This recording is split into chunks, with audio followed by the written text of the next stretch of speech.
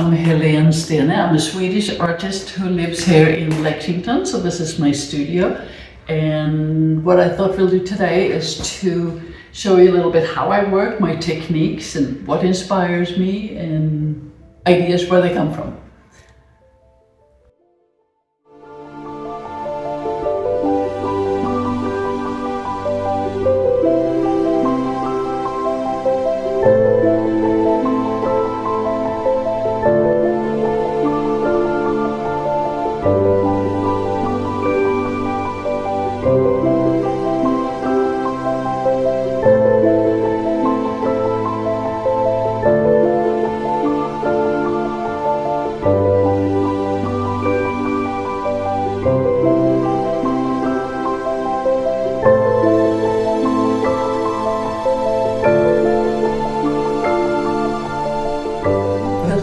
Just to give you a little bit of background of where I started. Well, I grew up in Sweden, and as a child, drawing and painting was my favorite thing. You know, it wasn't anything special, but it was what I loved to do rather than ballet or theater or whatever. And in school too, it was always my favorite subject. But when it was time to choose where to go after high school, I really wanted to go to art school, but it's a little different in Sweden. You go to a very specific art school in Stockholm, and I was too shy to do it, so I didn't do it. So I studied art history, and then I went into the travel business. I did something entirely different and loved that as well. But later on, I married an American, came to America. I didn't have a work permit, and he said, go and study whatever you want to study. We lived in DC, so I went to George Washington University and was thinking psychology or fine arts. And I took one class in printmaking, and I said, this is it. I found my thing. So that was the beginning, and from then on, I've always been an artist. So when I was at George Washington University, I was very blessed having really wonderful teachers, and the training was very classical, you know, lots of figurative stuff, very traditional paintings, but you learned a lot that way, obviously. But also being in DC, I could go to museums and look around, and I remember very well, went to this place called the Phillips Collection, and it's a smaller museum, but they have wonderful work, and I saw these paintings made by a Japanese-American artist called Kenzo Okada. And I was totally mesmerized how beautiful it was. It was more abstract, it was sort of a landscape, but very loose, and he was using wax, and at that time I didn't even know what encaustic was. But I saw that, I went to my teacher and I said, explain this to me, because I absolutely love this. And that was the beginning of turning into much more abstract work. I mean, I still learned the classical stuff, but color, texture is what I fell in love with then. And he also, one thing that was quite wonderful, my teacher kind of sensed where my mind was going. And so he was teaching a class for art historians how to learn how paintings are made from, you know, egg tempera to all kinds of abstract work. And it was fascinating because he taught us the techniques they were using. And to this day, I am using oil glazing, which was something that did, you know, 1600, but I'm using it. So, okay, you know, I mentioned to you that I had this classical background, which meant you had to know every muscle, every bone, and put it all together. And that was very good to know, obviously, but for me, the next step of turning that into what I consider more interesting art in my world, here is an example of, because I like line work very much, and to capture kind of the volume of a body without all the shading and all that. And so this is just a small little print of a piece that is actually 7 feet tall, but I don't have it anymore. But so I'll show you this little one. And so what I'm doing here, it is a figure, but it's also collaged with all kind of other things. So, and this goes back a little bit in time. So already there, I like the sense of abstraction, even if I used a figure in it. Okay, so here's another example of the same kind of thing, using just line work to capture the volume of this woman's body, but putting her in an environment with collaged paper, collaged brown wrapping paper, strips of film and all kinds of stuff. And I started to really fall in love with that layered look, which you will see continues very much in the work that I do now. It's like discovering things that's underneath something. So we spent 12 years in Washington, D.C. So I got my undergraduate degree there. I worked with art galleries and I had a wonderful time, really. So I both worked in the art and did my own thing, had a small child, but after 12 years we moved here to Lexington. And of course I was very spoiled with so many wonderful museums and things in DC to walk and look at. When I came here in 1987, it was kind of slim picking. And so I was walking around and said, where are my people? So I thought, well, they probably are at the university. So I signed up for a class with Rachana Rahman, who is a very well-known international fiber artist, because I thought, well, I already know how to paint, so I like to learn something I don't know anything about, which was fiber. So I learned how to weave, I learned how to dye yarn, work on silk and what have you, and that was lovely, but it still wasn't ultimately what I wanted to do, because you have to have the structure in place a lot before you start, and I don't really work that way.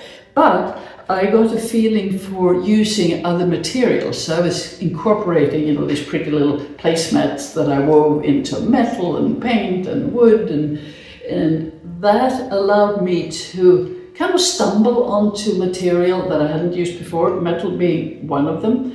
And so you will see I use a lot of metal in my work now. And here I just want to show you one little piece. This is a print of something that's much bigger in real life. But we were using film strips and cut out things. So again, I love that feeling of building up layers and layers. It's a little bit like music in a way. You have lyrics, you have tone, you have movement and all that. And I wanted that to be in my visual language.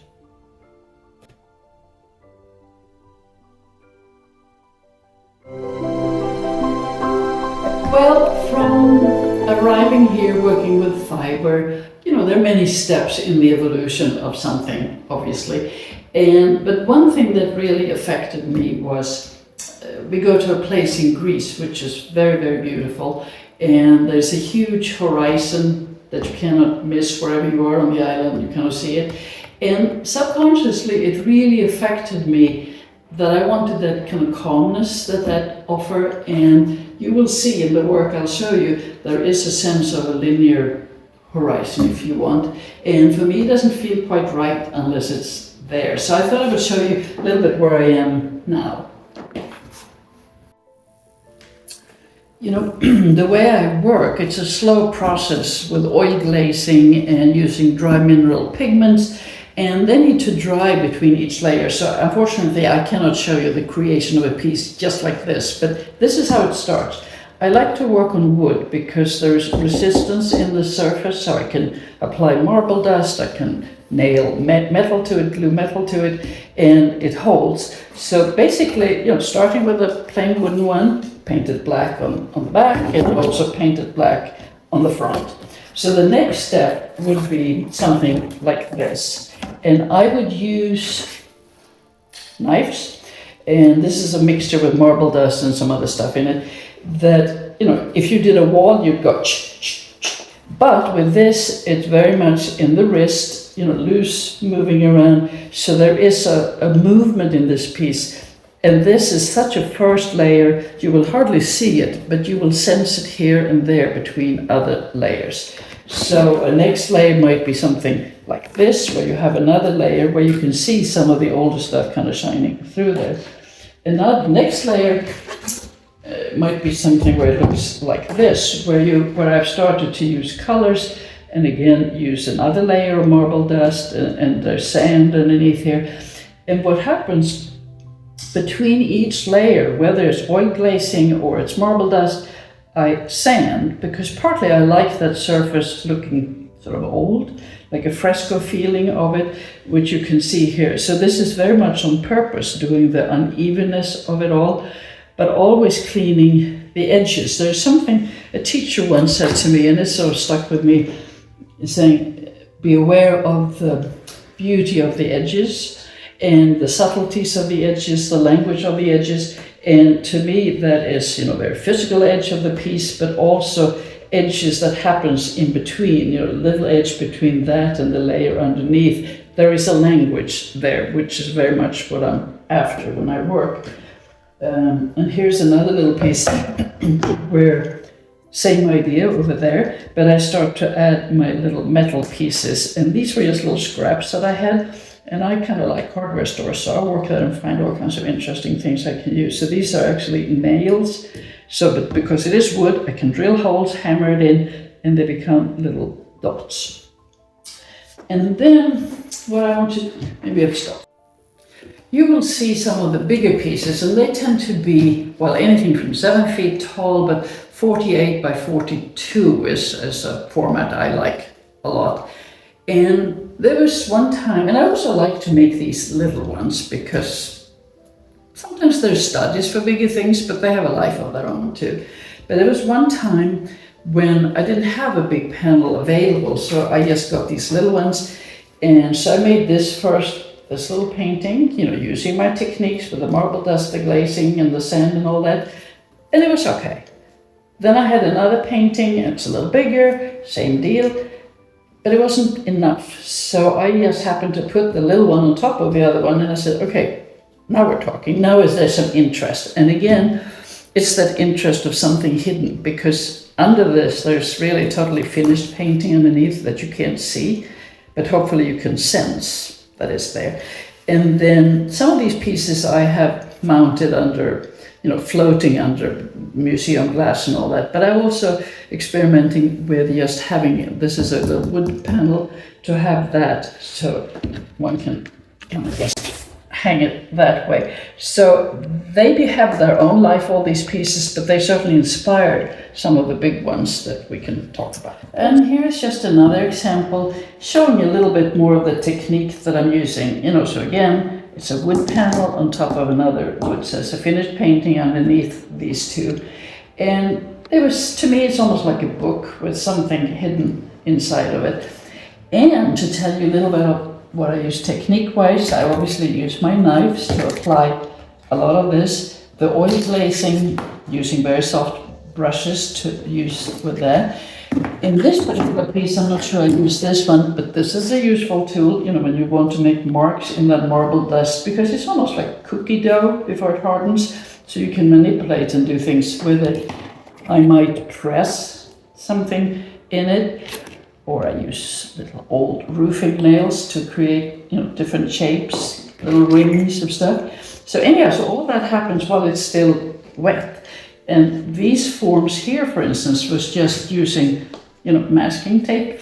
I could do it freehand, but it's kind of fun. You tear up pieces and you apply them in all kinds of different ways. So when you then put on that layer, there are some surprises that happen. And I love when the piece is starting to kind of surprise me, because it leads to other thoughts, what have you. And then up here, this is many layers of the marble dust, sanding, putting another blue layer, sanding, and bringing up some of the white. I never color the marble dust. I like it to be the pure white that it is. So if I need white somewhere, I can get to that by sanding. So these particular pieces I probably sanded down quite a bit actually to get back to the white there. Then the metal, what I use, this is just industrial, simple aluminum, and it's very thin, but I can't cut super complicated stuff, but I cut this out with scissors and then bevel the edges with files, and then just sand it. And how you sand it varies a lot. Like these little guys here, they're all the same shape more or less, but sanded also the same way. But because I angle them in different ways, they will shimmer in different ways when you walk by a piece like that, and that makes it also sort of become alive, which I like. So I'll show you some bigger pieces where I've used that as well.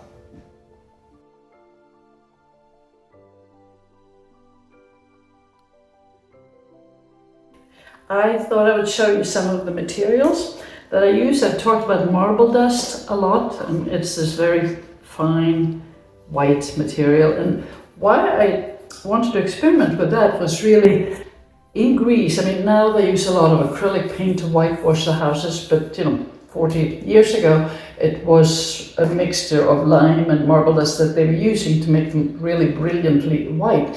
But when you touch the house, you actually got some of that on your fingers. So I thought, okay, I'll bring some home and experiment with it. So that was the first batch, came from Greece. Now they obviously sell this in America too, so I don't have to go that far for it. But anyway, so that's the marble dust. The colors here they're dry mineral pigments. So you don't want to inhale this stuff, but it's really quite spectacular. Can you see? It's very blue. And so I have all these magnificent different blues, and they're very, very rich. So what I do, I will maybe use one first layer of acrylic because it helps to seal. Well, actually first I paint in black, but then the first layer might be a little bit of an acrylic because it helps seal the wood. But what I use for my oil glazing is liquid, and it's an oil mix, but it dries overnight, which I love because the old oils can take months to dry. So with this one, a very thin layer with fine brushes, and then I sprinkle a little bit of this paint on it and push it around the way I want. Do I want some marks in it? Do I want it super smooth or whatever? But they are incredibly intense because they don't have any filler, which means you can build up layers and layers and layers of it without it becoming opaque. And this is what I use a lot in my blue paintings, and which I love about it. I mean, some of these blues have maybe 20 layers of blue to create some very rich hair color. So I use a lot of knives to scrape with and to manipulate it that way, especially the marble dust mixture. Brushes, I have these very soft, beautiful brushes, but also a simple one from the hardware store. So I just toss it after I'm done, so I don't have to use too much cleaning with them and inhale that, because you try to stay healthy while you're doing this. I've also experimented a little bit with just buying these sort of sampler of colors, that you can get in the hardware store. They tend to be very opaque, so maybe not my favorite thing to do, but I've sometimes used it underneath and then made oil glazing on top, because that's part of fun of in the creative process. You got to experiment, and I've certainly reached the point in my life when if something doesn't work out quite the way I thought it would, I don't stress about it because it makes a big, wonderful surface under something else. Okay, well, I talked about what inspires some of these pieces, and it is Greece, it's the sea, it's the antiquity, it's the marble dust, all that there. So I wanted to show you something a little different because it was a totally different source that inspired this. I had a neighbor who gave me, she was taking down a plexiglass table she used in her garden, and she had these 3 big circles of plexiglass, and she said, oh, you could probably use it for something. And I said, well, maybe I can. So I saved them, and they were there, in the back of my head. So one day I took them out, and I had, so this is basically, what it looked like, one of them, the biggest one. And I had already some wood, these old wood canvases, and they, so it's totally square, and the circle obviously is very even. So those are 2 classical forms for sure, but they can also be very stable forms, but they can almost be a little sort of too stable. So I was first looking, okay, where do I put the circle? I will put it here, there, that. But I decided, no, I'm going to put it smack in the middle and see what I can do with this. So 2 stable forms, 3, 4 different very stable forms actually was starting. And I know they would have kind of a Zen-like calm feeling to them, but where would I create the interest of the more subtle stuff? It would be all in the blues that are under here, but all around and in the middle here. And that is just layers, again, of the marble dust, the different blues that I was showing you, and sanding back and forth. So and then when that was painted, I knew I wanted to add metal in some shape. And again, I decided to do exactly the same thing in all 4 corners, just to make it very stable.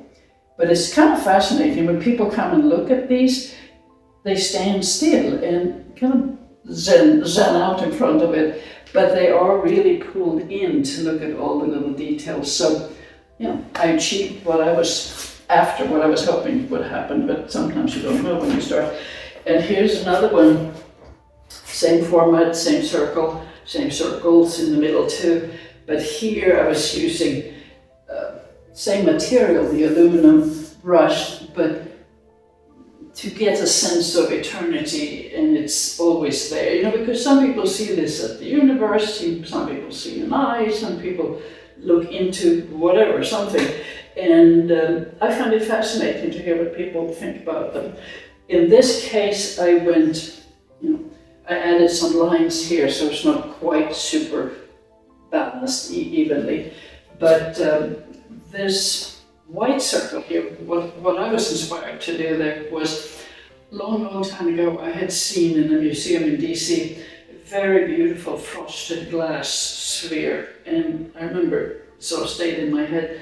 So I said, okay, I wonder if I can paint the feeling of that.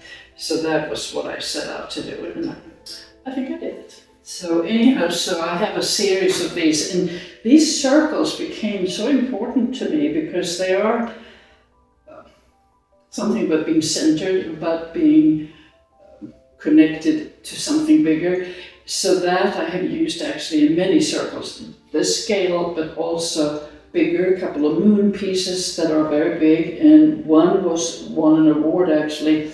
It became a 55-foot light installation on the building here at the university, and it is called Moon Sentinel. And in the beginning, in the top, there is this moon and then metal and other things going on. So I'll show you those too. But so the circle really got a life of its own, which I didn't know it was going to get. Okay, well here I want to show you something. I mean, it is in two pieces and I'm standing here kind of wobbling with it a little bit. But this is a recent piece and I was doing a series of these. So to me, again, using that circle, but it is our planet sort of falling apart. So as far as, I mean, my politics is maybe a little bit in this one. I think climate change is probably our biggest threat right now. So is this a planet that's falling apart? Can we help it? But I also wanted to use that with the beautiful material that I use. But also, for me, the horizon, all that is also greased. So this curve I was using here in several places, it is, I put it in there because I call it the sacred planet. And in Greece, there are lots and lots of little churches everywhere, and this curve is all there. And of course, a church is a sacred place. So putting that together with the fresco feeling, the sea, and our planet that I think is so beautiful that we have to be careful with. Well, I thought I'd show you one other little thing too. A friend of mine, Charles Taylor, he is a good musician. And musicians very often, they create together. And for me, it's a very solitary thing, what I do. But we thought, okay, could we possibly work something together? So he had written some beautiful love poems. And to me, that kind of writing is a little bit like a collage in words. So I was thinking, how can I incorporate that with what I do? So I think, okay, I can use visual collage. So these are all bits pieces from other pieces that I have used, and just put it together in a way that I love to. And his words on this one, I just picked a few lines from his poem. It says, if I gave you myself in an unguarded moment, would we leave our marks on one another's hearts? For me, that is such beautiful words. So I started a whole series of his poems actually, but that's one of them. So I wanted to show you something. Remember when I talked about in DC, I had a teacher who I absolutely adored. I learned so much from this man. His name was Arthur Smith. And here we are in Lexington, 35 years later, and I thought, he never knew that I became an artist. I mean, I was a good student, and he enjoyed that, but he never knew that I became a professional artist. So I called up to the university and I said, is he still alive? Where is he? Well, he was retired and he is living in Paris painting, and it didn't have an email, so I was writing a letter. So I wrote to him and I said, you probably don't remember me, but this was many years ago. And he said, yeah, I think because I was Swedish, a little unusual in his class. And he said, yeah, I remember your projects. So he was rattling off those, which was pretty impressive. And then he said, yeah, I'm 85. I can't always remember the code to the building where I live, but I paint my best work ever. And I thought that was such a beautiful thing to know. I mean, he gave so much of himself as a teacher, even though he was a fabulous painter himself. And then to have that at the age of 85, or probably started when he was about 75, to live there and live his dream in that end. So he was inspiring to me, so I think I'm going to do that too. So today I've showed you a little bit of what I do, the different techniques and all that. But this studio is sort of my happy place, I guess you can say, because this is where I come, this is where I focus and fall into what I love to do. So I paint for what I love to do. And I mean, sometimes you get a big commission and that's a different ball game, and that's fun too. But coming here, it's the sanity for me in a way, because there's a lot out there in the world that's pretty stressful, but this is where the magic is for me. And then it's always lovely then when somebody comes and they buy a piece, they get it, they fall in love with it, and they're telling me, they're very happy with it in their place. They create something beautiful for them, and that's very humbling in a way to know that what I create and love can connect to somebody out there, because it's really kind of the magic when what I would say the mark maker and the viewer are connected that way. It's a lovely feeling. So thank you for coming.